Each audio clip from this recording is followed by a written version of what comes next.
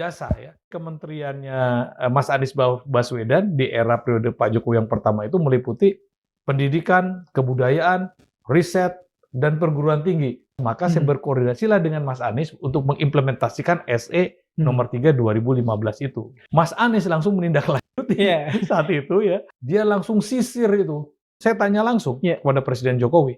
Ada saksinya, Wapres Pak Yusuf Kalla, ada sahabat saya Gubernur DKI Mas Pramono Anung, Sekretaris Kabinet, dan Mensesnek Pak Pratikno. Jadi saksinya 3 orang. Jadi saya tanya Pak Presiden, mohon maaf, apakah diberhentikannya saya di reshuffle-nya saya ini karena saya ada kesalahan?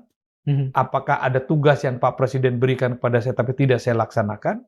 Atau ada kebijakan saya yang dianggap keliru? Sempat ngobrol langsung dengan Mas Anies? Setelah itu ya, jauh setelah itu ya kami kan berteman ya. Ya. Jadi ya ngobrol-ngobrol ya ketawa-ketawa lah.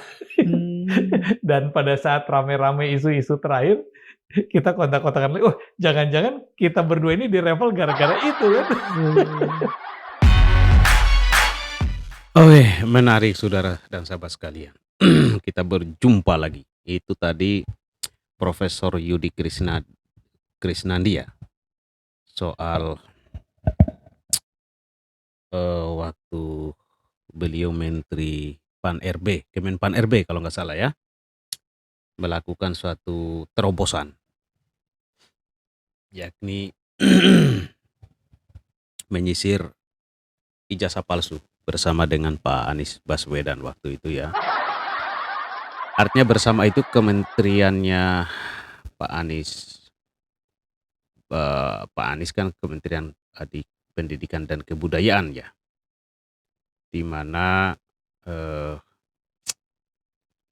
pada saat itu ada suatu ada suatu langkah strategis yang diambil, yakni bagaimana memastikan tidak ada ijazah palsu di jajaran ASN dan untuk Pak Anies Baswedan di jajaran Kementerian Pendidikan dan Kebudayaan.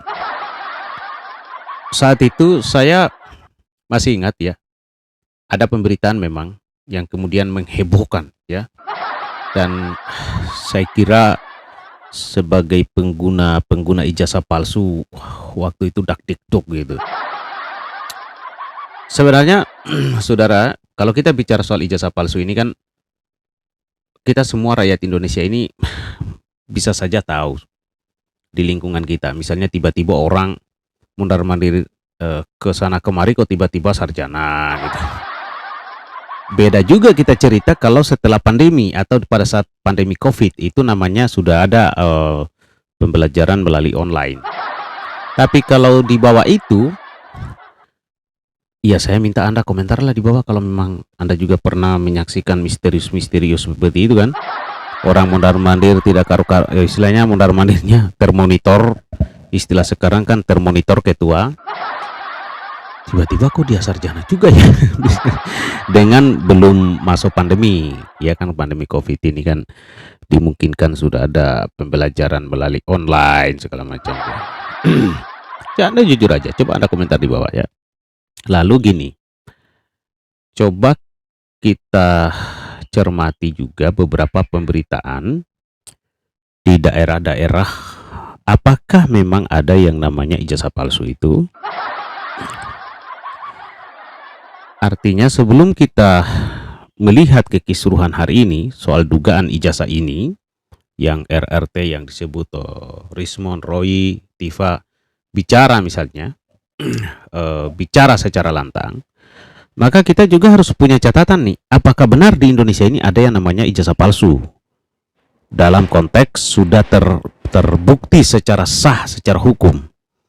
Ternyata saudara, dengan adanya media sosial atau pemberitaan saat ini, kalau saya coba cari nih berita-berita di, misalnya saya ketik di Google, memang ada itu ijazah-ijazah itu ya. Maka Anda silakan juga Anda juga cek. Nah, dari situ kita mulai kemudian memang ada begitu ya. Misalnya tanggal 31 Januari 2026 ini diberitakan oknum anggota DPRD Pelalawan ini jadi tersangka dugaan ijazah palsu. Ini 31 Januari ya. Anda silakan cari juga sendiri ya. Ini salah satu contoh nih. Kemudian lagi kita bicara apa lagi ini? Misalkan kasasi ditolak anggota DPRD Pelalawan terjerat kasus ijazah palsu. Ini 3 Oktober 2025 ya.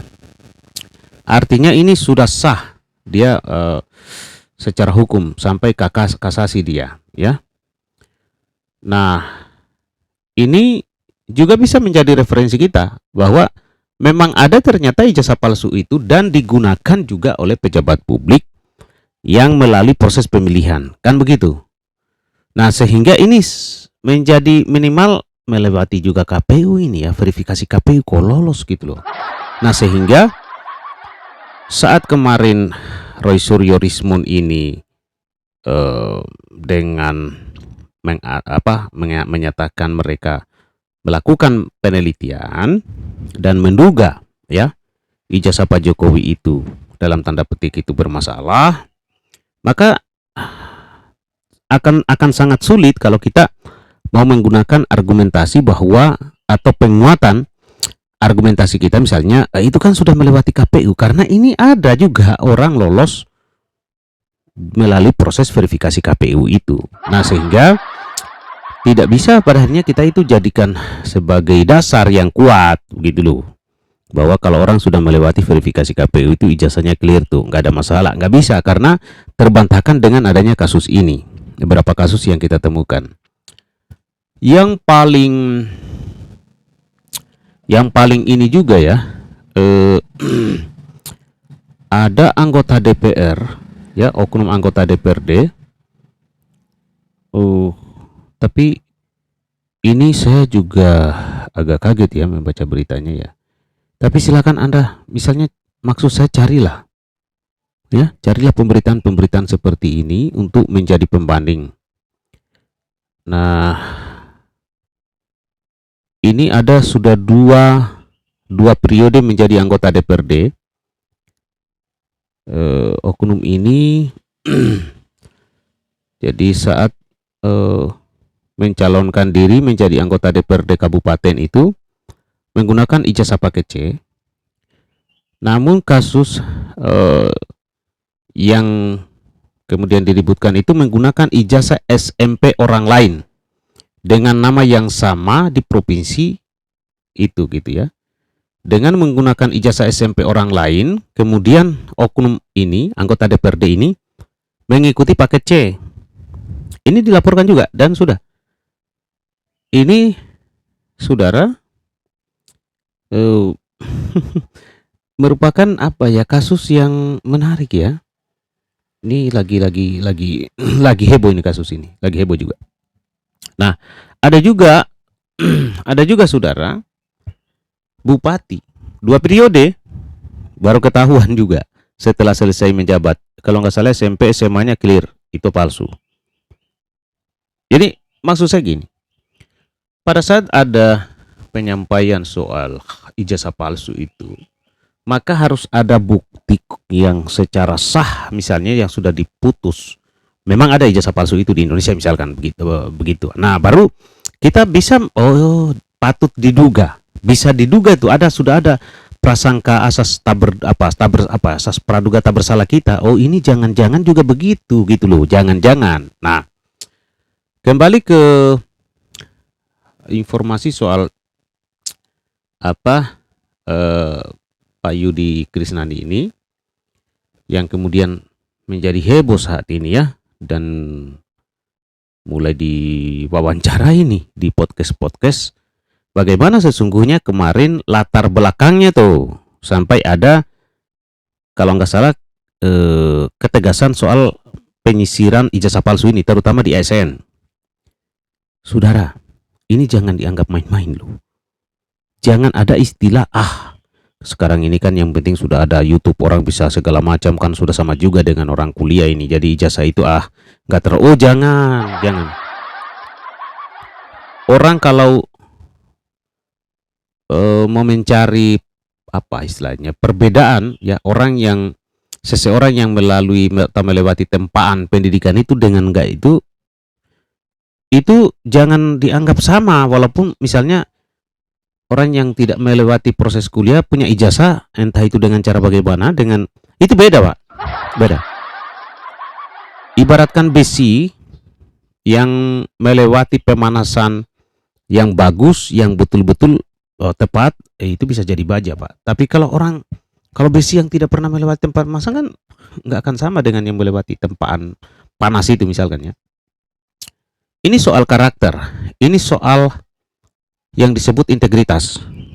Nah, sekolah saja kita, saudara ya, beda orang yang memang dia percaya diri tuh dengan apa yang ditulis sesuai kemampuan dia, dengan orang tukang nyontek. Walaupun kadang-kadang tukang nyontek itu lebih tinggi nilainya daripada orang yang mengandalkan dirinya, misalnya orang pintar dalam arti cerdas begitu.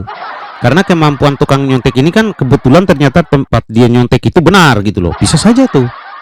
Tapi asli dia kosong, itu nggak ada itu yang dia tahu. Nanti ketahuan kalau tukang nyontek ini disuruh jelaskan itu asli nggak tahu apa-apa.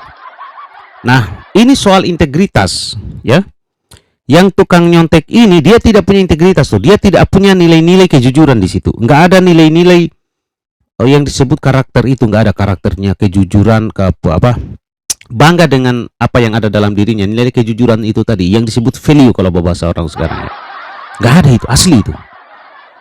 Sehingga orang yang tukang nyontek ini ya, menurut saya nih ya, kalau seandainya nih dia jadi pejabat atau dia jadi taruhlah posisi-posisi strategis dengan juga jalan yang tidak semestinya dilewatin, pasti dia kalau ada peluang korup manusia ini.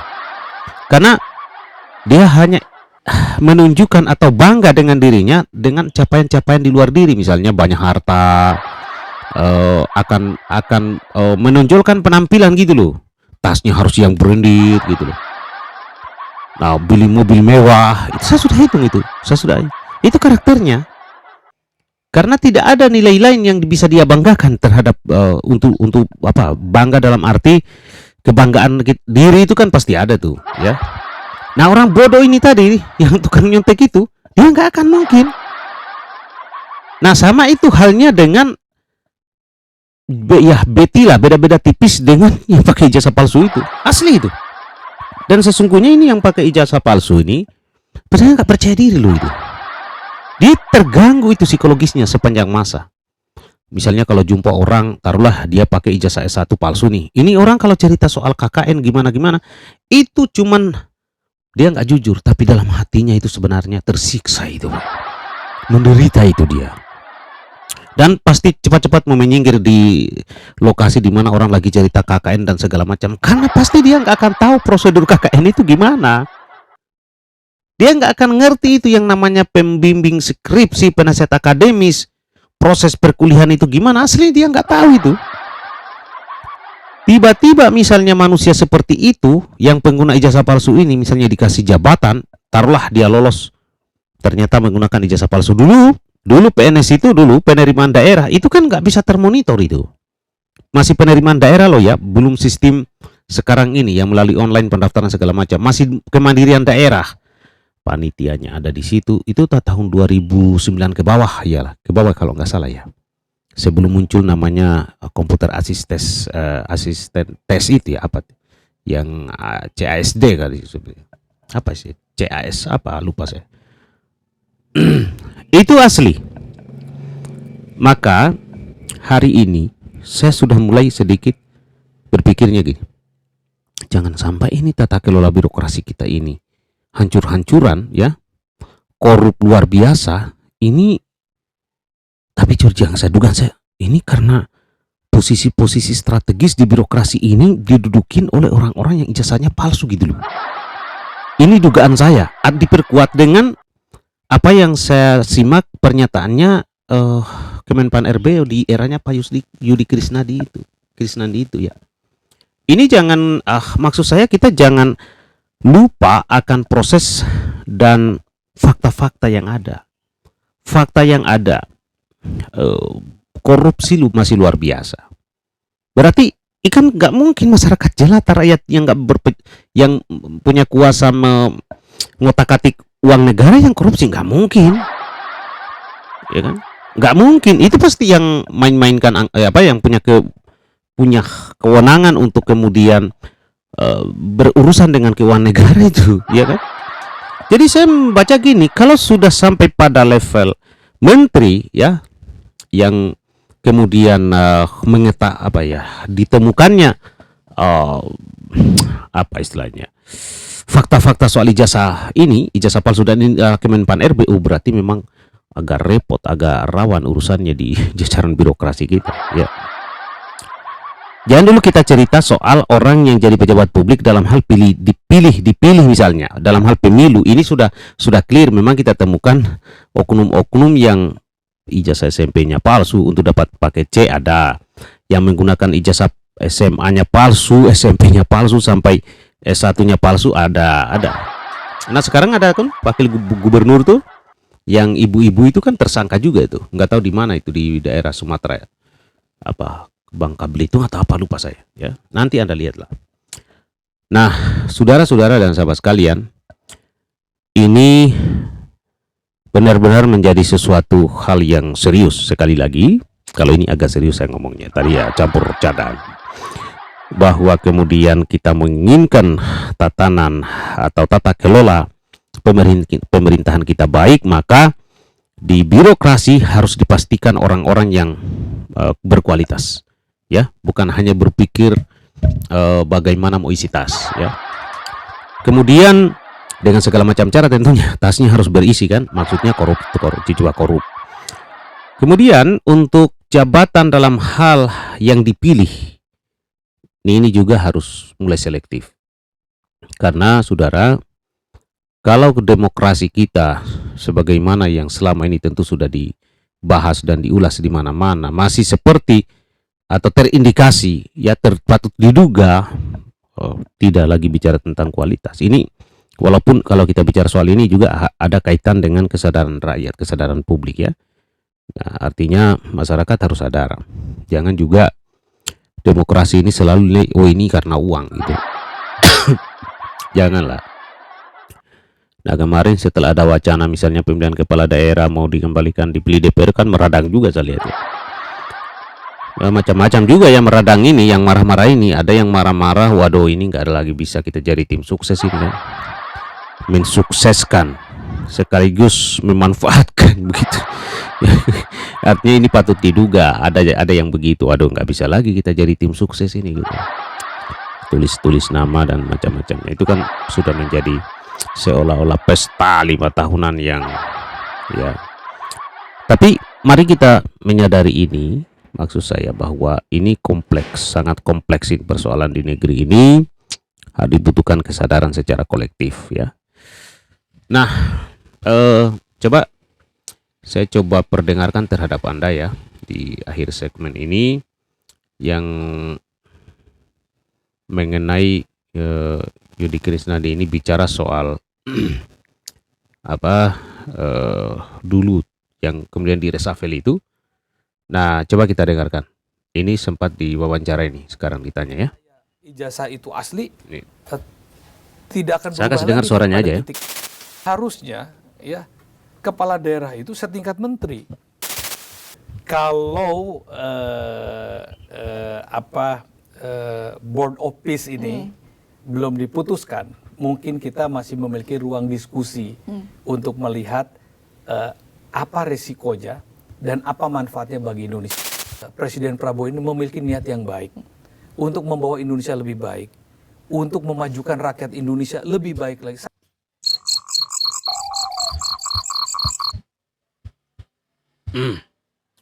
Ada sih ringkasan beritanya, ya, pada saat ditanya itu. Masuk ke sekolah rakyat ini pinternya, Saya strategic review, coba dulu lihat. tidak menjadi diskursus sebelumnya atau pernah menjadi duta besar.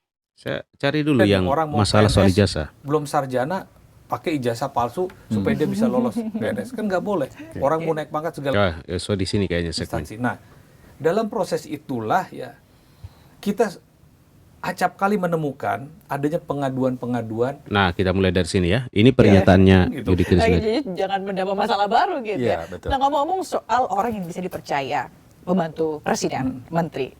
Prof kan juga mantan Menpan RB begitu ya di era 2014 Iya. 2016 gitu ya. Nah, pada saat menjadi Menpan RB juga mengeluarkan surat Surat edaran. edaran nih mengenai ijazah palsu ya, Menpan RB nomor 3 2015 tentang ijazah palsu begitu ya. Emang sudah rawan, sudah gawat sebenarnya ijazah palsu Kalau kita ini. lihat tadi Udah gawat. dengerin Prof ngomongin soal bagaimana kualitas, bukan kualitas yang seharusnya kriteria yang seharusnya dimiliki oleh orang kepercayaan presiden, khususnya para menteri. Nah, ini dia kita agak geser sedikit ke sini. Nah, dan waktu itu juga Pak Anies ya sebagai Kemendikbudristek kala itu berkoordinasi gitu soal surat edaran ini. Nah, apa sebenarnya Prof yang dihasilkan dari SE tersebut? Kayak sebenarnya emang banyak ya pejabat kita atau kepala daerah kita menggunakan ijazah palsu ini. Awalnya Prof? begini, itu ada istilahnya ada asbabun nuzul, asal muasal peristiwa itu. Oke. Jadi di era pemerintahan Pak Jokowi yang pertama itu melanjutkan tradisi yang sudah dilakukan oleh pemerintahan Pak SBY di dalam setiap rekrutmen pimpinan jabatan tinggi pemerintahan eselon 1 ya untuk dirjen-dirjen, kepala lembaga itu melalui sebuah proses yang disebut dengan tim penilai akhir. Tim penilai akhir ini ketuanya presiden langsung, anggotanya itu wakil presiden, ada Menpan, lalu kemudian ada Mensesnek, ada Seskap, ada Kepala Badan Kepegawaian Nasional, ada Kepala Badan Intelijen Negara, ada PPATK. Namun mengawali proses tim penilai akhir itu ada panitia seleksi yang menurut instruksi presidennya dibentuk oleh Kementerian Pan RB dengan melibatkan Kementerian Keuangan, BPKRI, dan beberapa instansi lain untuk mengumpulkan ASN-ASN terbaik yang memenuhi persyaratan untuk menjadi pimpinan lembaga. Pimpinan lembaga ini kan banyak sekali nih. Kalau sekarang ada MBG yang gitu-gitu ya. Ada OJK, itu lembaga-lembaga. Dan juga untuk dirjen-dirjen, sekjen-sekjen. Jadi eselon-eselon 1 lah. Semua yang di bawah menteri dan pimpinan lembaga itu harus lewat proses seleksi. Nah, proses seleksi ini membuka kesempatan bagi semua orang ya yang memenuhi persyaratan, sudah eselon 2 minimal dia, untuk mendaftarkan diri. Lalu dites. Tesnya itu nggak gampang. Kadang-kadang untuk satu posisi yang ikutnya 25 orang dari berbagai macam instansi. Nah, dalam proses itulah ya kita acap kali menemukan adanya pengaduan-pengaduan ijazahnya palsu. Atau sekolahnya nggak pernah selesai. Ya, atau macam-macam lah, atau Jadi kepangkatan segala macam. ada fakta Lalu pengaduan kemudian begitu. itu terverifikasi pada saat masuk ke tim penilai akhir.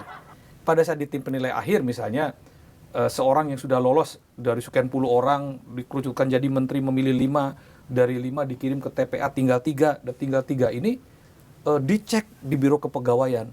Nah, kita pernah menemukan ada yang pengaduan ijazah palsu dan di BKN-nya memang ijazahnya dia memenuhi persyaratan menjadi eselon 1 ya, tanpa harus jadi doktor misalnya ya. Harusnya kan dia biasa saja, tapi dia menggunakan doktor. Ketika diperiksa ijazah doktornya ini nggak jelas, sekolahnya udah nggak ada, mungkin doktornya segala macam. Akhirnya berdasarkan hal itulah saya berkoordinasi. Waktu itu kan setiap surat edaran menteri itu harus dikoordinasikan dengan Kementerian Sekretariat Negara.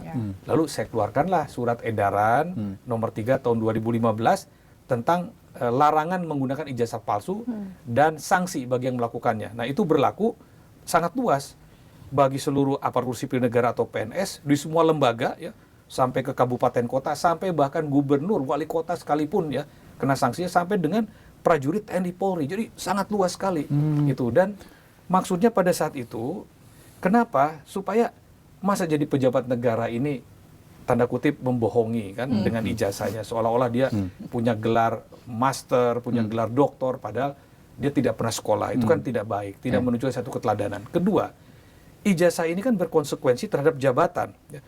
Untuk eselon tertentu, kalau dia hanya S1, dia nggak mungkin nyampe. Ya.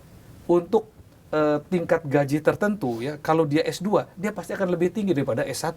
Apalagi dia doktor. Jadi akan berpengaruh pada jabatan, akan berpengaruh pada penghasilan. Dan kalau negara, tanda kutip, pemerintah kita ditipu, dibohongi oleh ijazah palsu, kan kita Sebenarnya harus ada tambahannya juga ya menurut saya. Akan berpengaruh terhadap kinerja, akan berpengaruh dalam hal kinerja. Itu tadi tukang-tukang nyontek itu bahaya, Pak. Apalagi ijazah palsu. Lanjut. Mendudukan seseorang yang sebetulnya dia tidak punya hak di situ karena dia belum mencapai tingkat pendidikannya, memberikan gaji pada dia sebetulnya jenjangnya nggak sampai. Nah, berdasarkan itulah saya instruksikan semuanya. Jadi tidak ada maksud apa-apa, ya, tidak ada maksud mencurigai siapa, tidak, tapi berdasarkan fakta, ya, supaya jangan ada nih orang mau PNS belum sarjana pakai ijazah palsu supaya dia bisa lolos PNS, kan nggak boleh. Orang mau naik pangkat Jangan sampai ada benar orang PNS pakai ijazah palsu nih. Kan banyak orang. Jadi Waktu itu Ini Pak Yudi Krisnadi nih yang bicara. Pratikno. Oh, Berarti pasti di zaman Pak Jokowi ya. Iya, Tapi iya, kalau iya. setelah itu Mas Rizky di Iya, kenapa, Pak? Kenapa Kenapa, Pak Anies tidak ya kalau salah masuk di- dalam iya. jajaran yang reshuffle gitu? Apa gara-gara terlalu Terserah. keras ngomongin soal Itu ijazah kan palsu ini? Saya tidak bermaksud ya ijazah palsu itu mengarah kepada seseorang, nggak kepikir sama sekali, apalagi mengarah kepada presiden saya sendiri saat itu, Pak Jokowi, nggak kepikir. Saya percaya Seru ya, bahwa mulai Presiden Jokowi mulai ya. insinyur, Mulai lulusan muncul. UGM, ya. Yang kita curigai ini kan orang-orang yang mengikuti proses seleksi untuk menjadi pejabat yang ditengarai ada juga ijazah-ijazah palsu, sehingga kita buat peraturan itu harus diusut tuntas, bahkan diberikan sanksi secara tegas. Bahkan di dalam instruksi surat edaran Menpan itu pangkatnya bisa diturunkan itu. Ya, sanksinya sangat berat bagi pengguna ijazah palsu. Jadi sama sekali tidak bermaksud mengkaitkan surat edaran nomor 3 ini dengan tudingan-tudingan kepada Presiden Jokowi.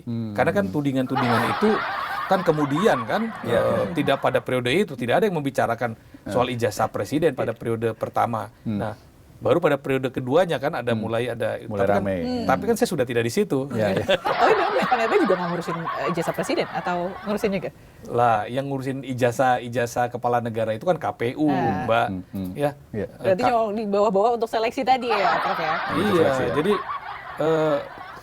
kan instruksinya itu kepada seluruh TNI, Polri, aparatur sipil negara, seluruh kementerian, ya, termasuk menteri-menteri, termasuk lembaga-lembaga, dan memang tidak ada, menteri-menteri tidak ada ijazahnya yang palsu. Kepala lembaga tidak ada yang palsu. Bupati wali kota, saya nggak tahu ya, karena kan masing-masing kan diserahkan pada pejabat pengawasan internal pemerintahan.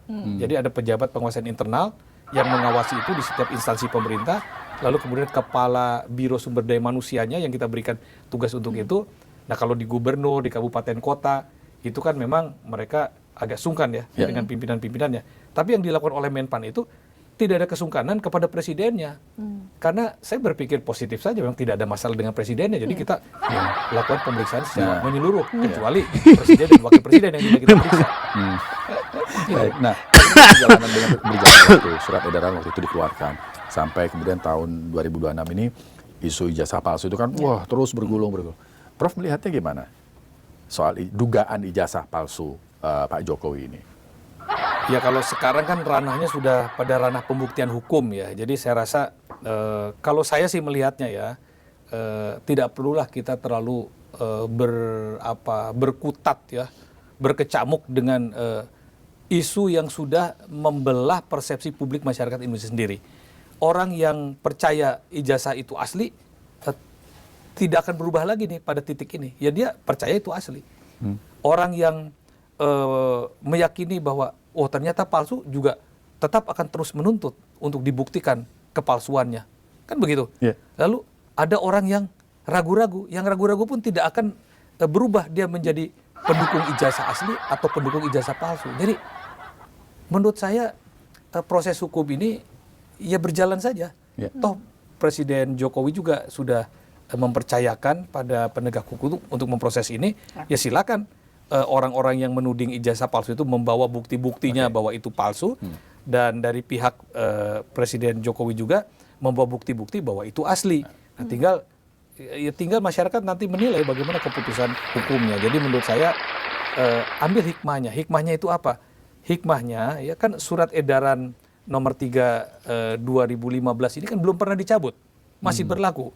Jadi hikmahnya laksanakan saja ini, supaya kita mengantisipasi jangan sampai ada hal-hal serupa yang terjadi di masa depan. Yang bukan hanya pada kepala negara, tapi pada seluruh instrumen aparatur sipil negara dan pejabat pemerintahnya. Nah, surat edaran itu jadi legasinya Prof Yudi ya. Menarik ini saudara. Oke, saya kira ini sudah sangat luar biasa penjelasannya. Kembali kepada kita masyarakat soal keberadaan ijazah palsu ini di negara Republik Indonesia, di lingkungan kita semua sebagai rakyat. Sebenarnya saya yakin Anda semua juga tahu ini, kalau ada barang ini atau enggak. Mungkin tetangga juga Anda mungkin mulai juga Anda curiga itu kok tiba-tiba sarjana orang ini gitu. Atau mungkin ada juga orang yang tiba-tiba Anda lihat tidak kuliah, tiba-tiba yang dulu-dulu misalnya sudah sarjana dan jadi pegawai misalnya. Itu tadi celahnya bisa jadi pada saat penerimaan PNS dulu yang masih dikelola mandiri, istilah saya, sepenuhnya oleh di daerah-daerah. Oke saudara, saya kira ini yang bisa saya sampaikan ya.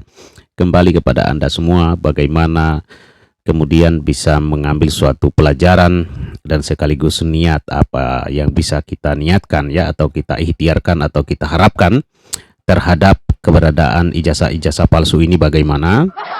Saya yakin Anda menginginkan juga jangan, karena di sini ada namanya ketidakadilan, Pak.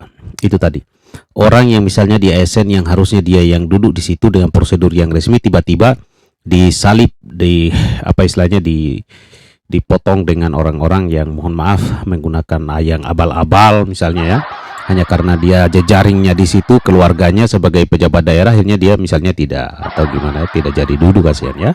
Itu berpengaruh besar, menipu negara, menipu rakyat, kemudian menzolimi sebenarnya orang-orang yang punya hak di situ. Dan ini sudah bagi saya bertentangan dengan Pancasila, itu keadilan sosial kan.